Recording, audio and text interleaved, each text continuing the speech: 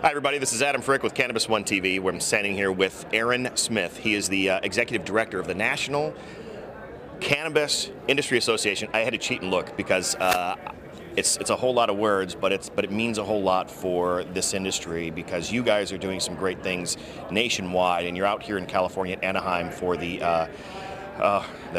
California Cannabis Business Conference. I'm trying to get everything. Lots of words. But I'm a newbie at this, so talk to me about what's happening in the industry right now.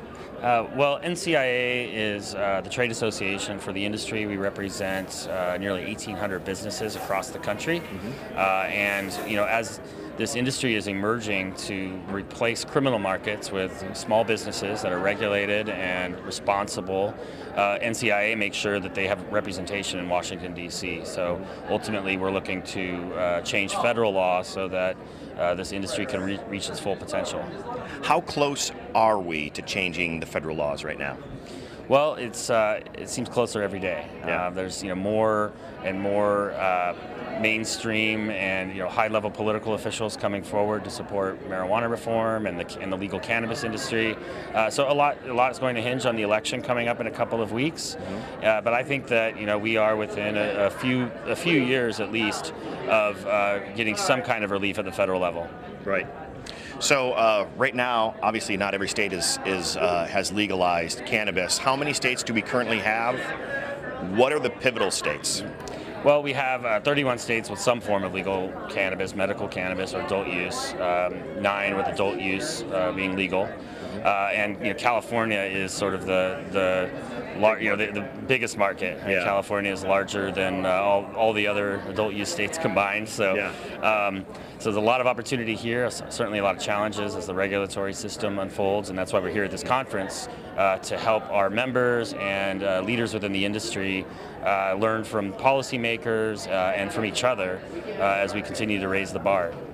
So which states are not currently involved or have any kind of laws that are legalizing cannabis, and which ones are the most important for moving forward? Well, interestingly, there's actually only one state that doesn't have any laws on the books recognizing the medicinal value of cannabinoids, and that's Idaho. Every other state has some kind of a law on the books. Some of them aren't workable, and that's why we use the 31 number. And right now, one of the states that's most pivotal is Michigan. In a couple of weeks, Michigan voters will be deciding on whether or not to legalize adult use and regulate the commercial market there. I think we have a great shot at it, and it'll be the first state in the Midwest to do so. It'll become the second largest cannabis market after California. Really? Yeah, and we have a ballot initiative. There's also a ballot initiative that would legalize personal possession and cultivation in North Dakota, which is a deep red state that also has a pretty good chance. And then medical cannabis is on the ballot in Missouri and Utah. Okay.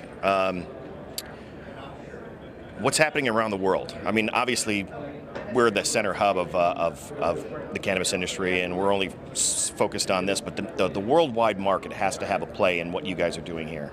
Yeah, well, Canada just legalized cannabis across the country, and that really has a huge effect on the market here in the United States. The United States is yet to catch up with Canada, so we still have federal prohibition on the books, which is limits the industry's ability to grow to its full potential.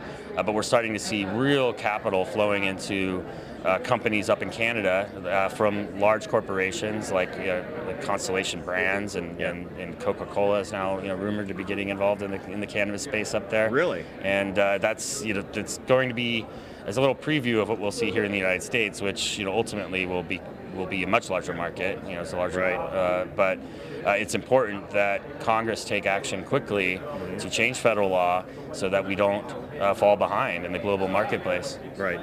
Any concern with Canada coming online first and influencing the U.S.? Well, we welcome Canada to move forward with more rational laws. I wouldn't say that there's concern that Canada would influence the U.S., but there's concern that Canada is now ahead of the U.S. and able to produce and export cannabis into other countries, and of course have federally legal cannabis that is sorely needed here in this country. Right. As far as the industry goes, and I know that this is the business conference. There's a lot of people that are here with VCs. There's a lot of companies that are looking for investment money. What are you seeing in this industry right now? Where are the real emerging markets? Where are the real emerging areas of the industry that people should be focusing on? Well, aside from the what we would call a direct to plant, licensed businesses like cultivators and product manufacturers, there are a myriad of opportunities in ancillary fields. We're seeing software, inventory tracking, seed to sale tracking, point of sale systems tailored for this industry. Compliance software and compliance services is another. This is a heavily regulated industry, and so there's a lot of need for compliance services and software that helps companies stay in compliant with the ever-changing regulations. Right. But really, the sky is the limit. I mean, we have a Ford dealership exhibiting here, for example, with a secure vehicle downstairs that they're showing around. So, we're really proud to have been able to bring together the best and the brightest from the traditional cannabis industry as well as outside industries looking to serve. Great. Anything else that you would like people to know who are sitting on the sidelines looking at this industry and are thinking, boy, should we get into this? Should I invest? What do they need to know, and what would you tell them? Well, the one thing that I see that in successful entrepreneurs in the cannabis industry is that they have a passion for the plant or for making the country a little bit freer, as well as seeking financial gain, which is that's what's everybody's looking for that. But right, you want to return on your investment. Yeah. But I would just definitely say that there needs to be other influences as well, like passion for this movement, because it really still is a social movement.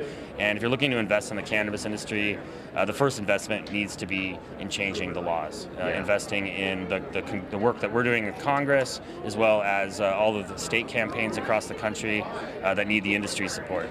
And I think also changing the perception, right? Because I think that's where, there's this whisper behind this community that people are sitting on the outside wanting to get in, but it's a whisper. They're like, hey, what's going on in the industry, right? Can you tell us? They don't want anybody else to know that they're interested, because there's still that stigma attached to cannabis. What are you guys doing to try to change that stigma? Well, the stigma is falling away as we continue to professionalize as an industry, and you see, conferences like this where, everyone is in business attire and very serious, up early in the morning, listening to, discussions from regulators here in California. And I think that polling is showing that. A Gallup poll came out just yesterday showing that 2 out of 3 Americans now support making marijuana legal, and that's because the industry has put its best face forward and proven that regulation works. Yeah, awesome. Any last words? That's right. If anybody is interested in more information about us, you can check out our website at thecannabisindustry.org and get involved. Awesome. Aaron, thank you so much for your time. I appreciate it. Great event you put on here today. Once again, we're at the California Cannabis Business Conference. Fantastic thing going on right now, and it really is true. This is a business conference. It is all business professionals. We're going to bring you some more on the floors themselves here in just a few minutes, but once again, thanks for tuning in, everybody, to Cannabis One TV. This is Adam Frick.